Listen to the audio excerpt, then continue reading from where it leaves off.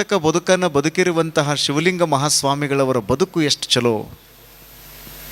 ಅಕ್ಕ ಮಹಾದೇವಿ ಅಂತಾಳ, ನೀರಿನೊಳಗೆ 3 ವಸ್ತುಗಳು ಹುಟ್ಟುತ್ತಾವೆ.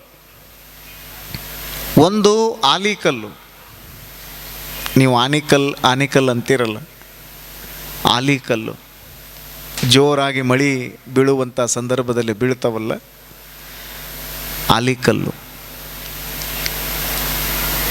ಅದು ನೀರಿನೊಳಗನ ಹುಟ್ಟುತ್ತದೆ.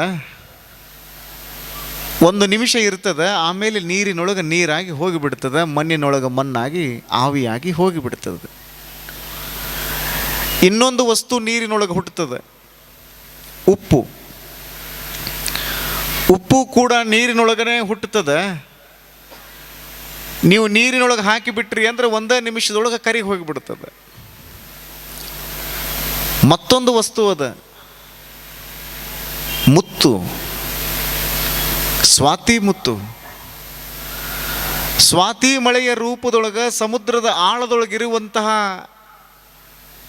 ಸಿಂಪಿನಲ್ಲಿ ಬಿತ್ತು ಅಂದರೆ ಎಂದೂ ಕರಗಲಾರದಂತಹ ಮುತ್ತಾಗ್ತದೆ. ಆಲಿಕಲ್ಲು ಕರಗ್ತದೆ, ಉಪ್ಪು ಕರಗ್ತದೆ, ಸ್ವಾತಿಯ ಮುತ್ತು ಎಂದಿಗೂ ಕರಗೋದಿಲ್ಲ.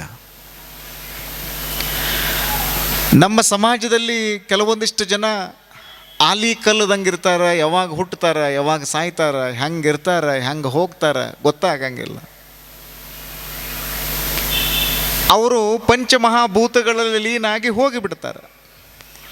ಇನ್ನೂ ಒಂದಿಷ್ಟು ಮಂದಿ ಉಪ್ಪಿನಂಗಿರ್ತಾರೆ, ಒಂದಿಷ್ಟು ಬದುಕಿದಂಗೆ ಮಾಡ್ತಾರೆ, ಮಿನಿಗಿದಂಗೆ ಮಾಡ್ತಾರೆ, ಮಿಂಚಿದಂಗೆ ಮಾಡ್ತಾರೆ, ಹೋಗಿಬಿಡ್ತಾರೆ. ಶ್ರೇಷ್ಠ ತರಗತಿ ಯಾವುದು ಅಂದರೆ ಮುತ್ತು. ಎಂದೂ ಕರಗಲಾರ್ದಂಥದ್ದು ಮುತ್ತು. ಒಮ್ಮೆ ತಯಾರಾಗಿ ಬಿಟ್ಟಿತ್ತು ಅಂದ್ರೆ ಅದು ಕರಗುವುದಿಲ್ಲ. ನಮ್ಮಲ್ಲಿಯೂ ಕೆಲವೊಂದಿಷ್ಟು ಜನ ಆಲಿಕಲ್ಲದಂಗಿರ್ತಾರ, ಉಪ್ಪಿನಂಗಿರ್ತಾರ, ಎಂದೂ ಕರಗಲಾರದಂತಹ ಸ್ವಾತಿ ಮುತ್ತು ಯಾರು ಅಂದ್ರೆ ಹಾವೇರಿ ಹುಕ್ಕೇರಿ ಮಠದ ಶಿವಲಿಂಗ ಸ್ವಾಮಿಗಳು ಏನದಾರಲ್ಲ,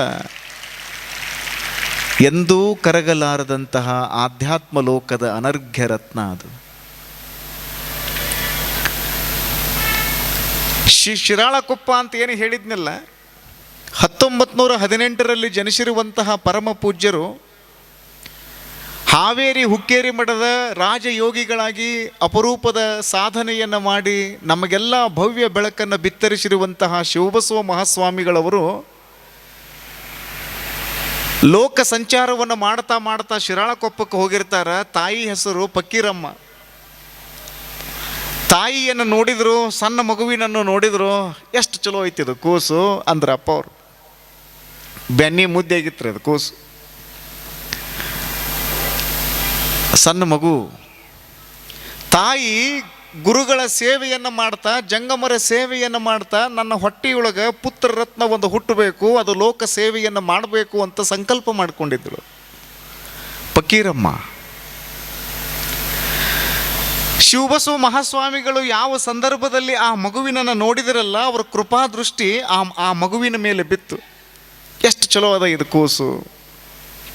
ಫಕ್ಕೀರಮ್ಮ, ನಿನ್ನ ಹೊಟ್ಟೆಯೊಳಗೆ ಹುಟ್ಟಿರುವಂಥದ್ದು ಸಾಮಾನ್ಯ ಪುತ್ರ ರತ್ನರಲ್ಲ, ಈ ಸಮಾಜವನ್ನು ಸಮರ್ಥ ರೀತಿಯಲ್ಲಿ ಮುನ್ನಡೆಸುವಂತಹ ಮಹಾತ್ಮ ಆಗಿ ತನ್ನ ಬದುಕನ್ನು ಅವ ಕಟ್ಕೊಳ್ತಾನ ಅಂತ ಹೇಳಿ ಆ ಸಂದರ್ಭದೊಳಗೆ 1920ರೊಳಗಡೆ ಹಾವೇರಿ ಹುಕ್ಕೇರಿ ಮಠದ ಶಿವಬಸವ ಮಹಾಸ್ವಾಮಿಗಳು ಆಶೀರ್ವಾದ ಮಾಡಿದರು. ತಾಯಿ, ಅಪ್ಪ ನಿಮ್ಮ ಆಶೀರ್ವಾದ ರೀ ಅಂದ್ಲು. ಈ ತಾಯಿಯ ಪಾತ್ರ ಬಹಳ ದೊಡ್ಡದು, ತಾವು ಲಕ್ಷ್ಯ ಕೊಟ್ಟು ಕೇಳಬೇಕು. ನೀವೆಲ್ಲ ತಾಯಂದಿರು ಬಂದು ಕುಳಿತುಕೊಂಡಿರಲ್ಲ, ನಾನು ಭಾಳ ಪ್ರಾಂಜಲ ಮನಸ್ಸಿನಿಂದ ಪ್ರಜ್ಞಾವಂತಿಕೆಯಿಂದ ಈ ಮಾತನ್ನು ಹೇಳಬೇಕು. ನಮ್ಮ ದೇಶದ ಸಂಸ್ಕೃತಿ, ಸಂಸ್ಕಾರ, ಹಿರಿಮೆ, ಗರಿಮೆ, ಮಹಾನತೆ, ಗಹನತೆ, ಆ ದಿವ್ಯ ಶಕ್ತಿಯ ಭವ್ಯ ಪರಂಪರೆ ಇವತ್ತೇನಾದರೂ ಗಟ್ಟಿಯಾಗಿ ಉಳಿದಿದೆ ಅಂದರೆ ಈ ನೆಲದ ತಾಯಂದಿರಿಂದಾಗಿಯೇ ಈ ಸಂಸ್ಕೃತಿ ಗಟ್ಟಿಯಾಗಿ ಉಳಿದಿದೆ ಅನ್ನುವಂಥದ್ದನ್ನು ನಾವೆಲ್ಲರೂ ಸ್ಪಷ್ಟವಾಗಿ ಅರ್ಥ ಮಾಡಿಕೊಳ್ಬೇಕು. ಅವ್ವ ತಾಯಿನ ಬಿಟ್ಟು ಏನದ ಹೇಳ್ರಿ. ನಿಮಗೆ ತೇನ್ಸಿಂಗ್ನ ಕತೆ ಹೇಳಿ ನಾನು ಮುಂದಕ್ಕೆ ಹೋಗ್ತೀನಿ. 14 ಬಾರಿ ಮೌಂಟ್ ಎವರೆಸ್ಟನ್ನು ಏರುವುದಕ್ಕೆ ವಿಫಲನಾಗಿರುವಂತಹ ತೇನ್ಸಿಂಗ್ ಏನದಾನಲ್ಲ, ಕೊನೆಗೊಂದು ಸಾರಿ ಮೌಂಟ್ ಎವರೆಸ್ಟನ್ನು ಏರಿದರು. ಪತ್ರಕರ್ತರು ಸನ್ಮಾನ ಮಾಡ್ತಾ ಮಾಡ್ತಾ ಒಂದು ಪ್ರಶ್ನೆ ಕೇಳಿದರು, ಬಹಳ ದೊಡ್ಡ ಸಾಧನೆ ಮಾಡಿದ್ರಿ, ಯಾರೂ ಏರಲಾರದಂತಹ ದೊಡ್ಡ ಶಿಖರವನ್ನು ಏರಿದಿರಿ ನೀವು, ನಿಮ್ಮ ಈ ಕಾರ್ಯಕ್ಕೆ ಸ್ಫೂರ್ತಿ ಯಾರು ಅಂತ ಹೇಳಿ ತೇನ್ಸಿಂಗ್ ನನ್ನ ಕೇಳಿದಾಗ ತೇನ್ಸಿಂಗ್ ಭಾಳ ಚಂದ ಹೇಳಿದ, ನನ್ನ ಈ ಎಲ್ಲ ಕಾರ್ಯಕ್ಕೆ, ಈ ಕಾರ್ಯದ ಶ್ರೇಯಸ್ಸಿಗೆ ಯಾರು ಕಾರಣ ಅಂದರೆ ಒಬ್ಬ ವ್ಯಕ್ತಿ ಇದಾರ ಅಂತ ಪತ್ರಕರ್ತರಿಗೆ ಹೇಳಕತ್ತರು. ಯಾರ ಆ ವ್ಯಕ್ತಿ? ಪತ್ರಕರ್ತರು ಪ್ರಶ್ನೆ ಕೇಳಿದರು. ಏನಿಲ್ಲ, ಆ ವ್ಯಕ್ತಿ ಬೇರೆ ಯಾರೂ ಅಲ್ಲ, ನಮ್ಮವ್ವ. ಮುಂಜಾನೆ ಎದ್ದು ನನ್ನ ಕುರಿ ಕಾಯಕ್ಕೆ ಕಳಿಸ್ತಿದ್ದಳು. ಕುರಿ ಕಾಯಕ್ಕೆ ಕಳಿಸುವಂಥ ಸಂದರ್ಭದೊಳಗೆ ನನ್ನ ಕೈಯೊಳಗೆ ಒಂದು ಬುತ್ತಿ ಗಂಟನ್ನು ಕೊಟ್ಟು, ತಮ್ಮ ಇದುವರೆಗೂ ಅಲ್ಲಿ ದೂರ ಕಾಣ್ತದಲ್ಲ ಹಿಮಾಲಯ ಪರ್ವತ, ಅದನ್ನು ಯಾರೂ ಏರಿಲ್ಲ, ನೀ ಏರ್ತೀಯೇನು ಅಂತಿದ್ದಳು ಸಣ್ಣಾಗಿದ್ದಾಗ. ದಿನ ಮುಂಜಾನೆ ನನ್ನ ಕೈಯೊಳಗೆ ಬುತ್ತಿ ಗಂಟನ್ನು ಕೊಡುವಂಥ ಸಂದರ್ಭದೊಳಗೆ, ತಮ್ಮ ಆ ಗುಡ್ಡ ಯಾರೂ ಹತ್ತಿಲ್ಲೋ, ನೀ ಹತ್ತೇನು ಹಿಂಗೆ ಅಂತಿದ್ದಳು. ಹಿಂಗೆ ಅಂದ್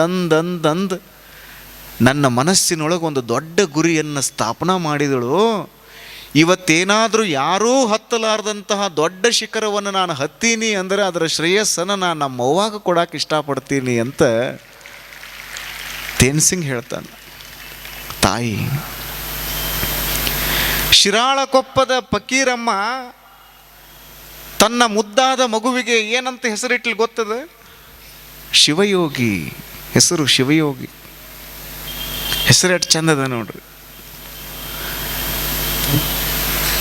ಶಿವಯೋಗಿ ಅಂತ ನಾಮಕರಣ ಆಯಿತು.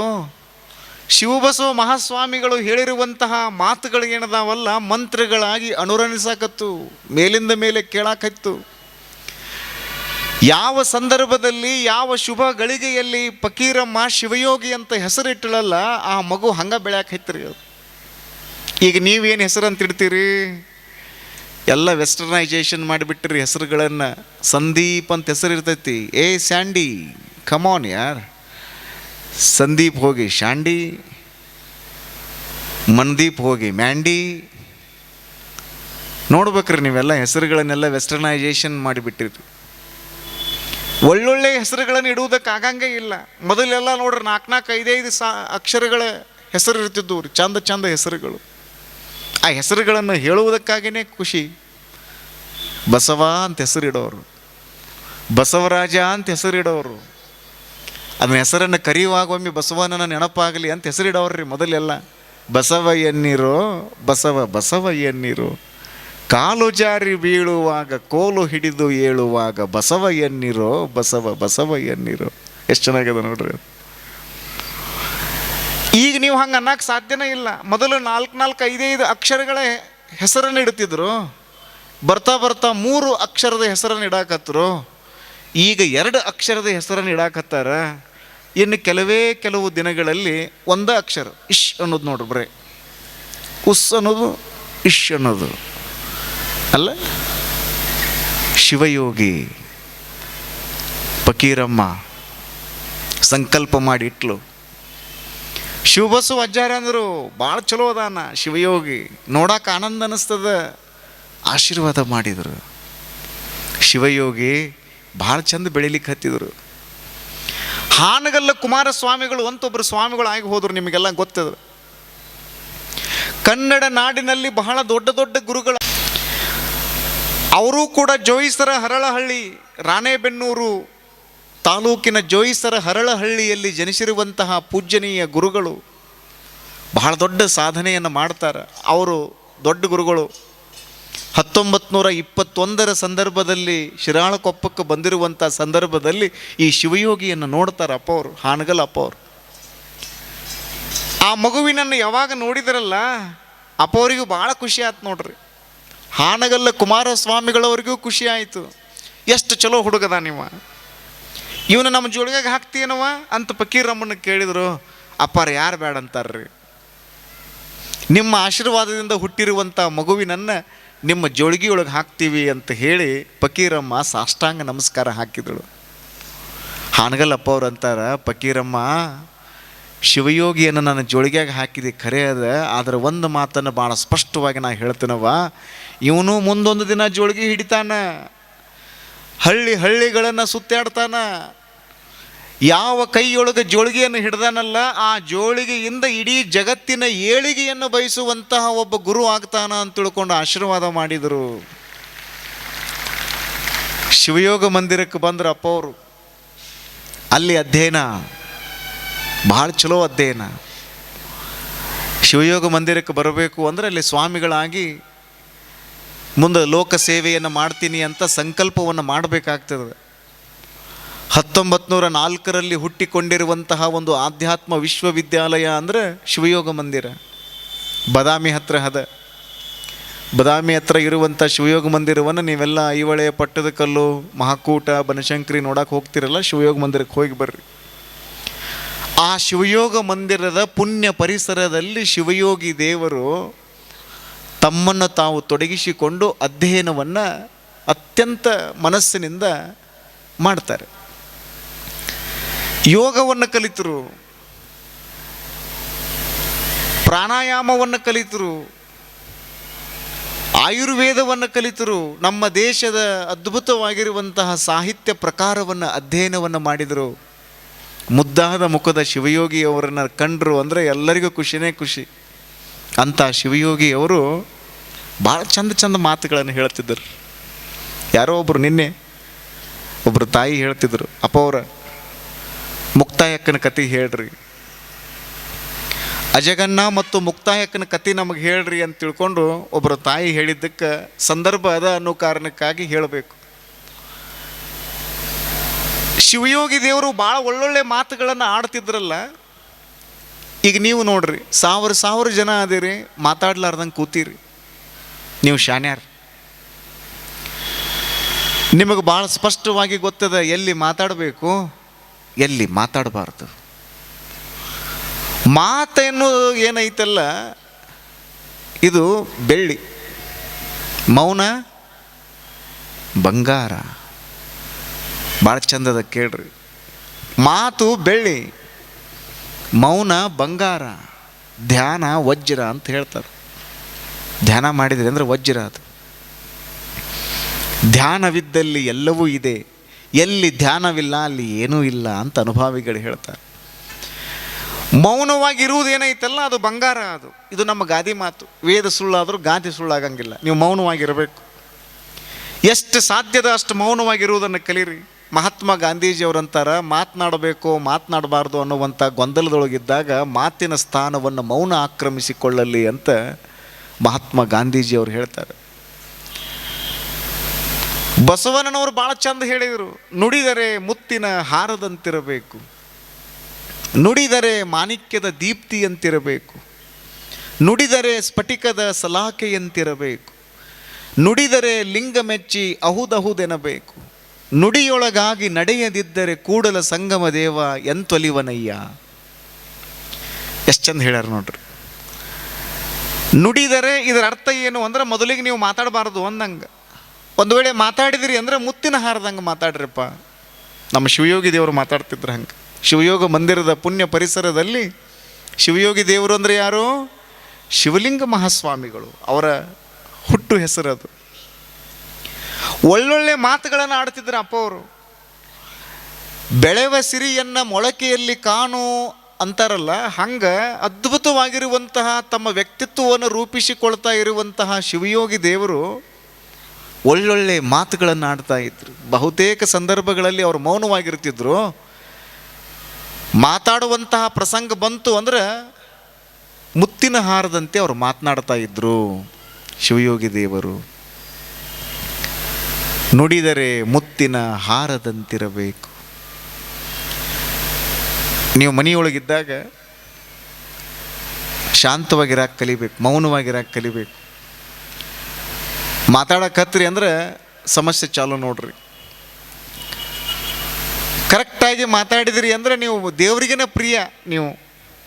ಯಾಕಂದರೆ ಬಸವಣ್ಣವ್ರು ಹೇಳ್ತಾರಲ್ಲ, ಮೃದು ವಚನವೇ ಸಕಲ ಜಪಂಗಳಯ್ಯ, ಮೃದು ವಚನವೇ ಸಕಲ ತಪಂಗಳಯ್ಯ.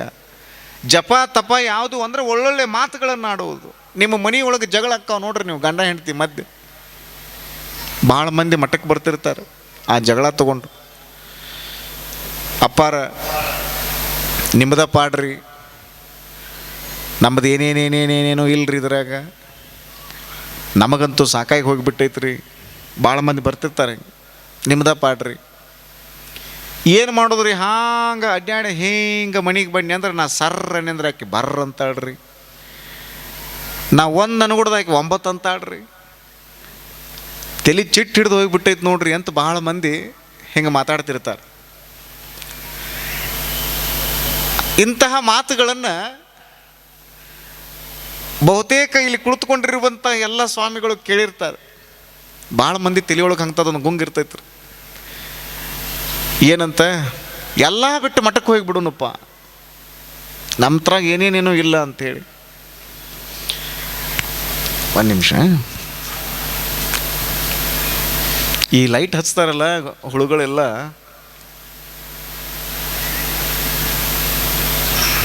ಒಂದು ಆಡಪ್ಪ.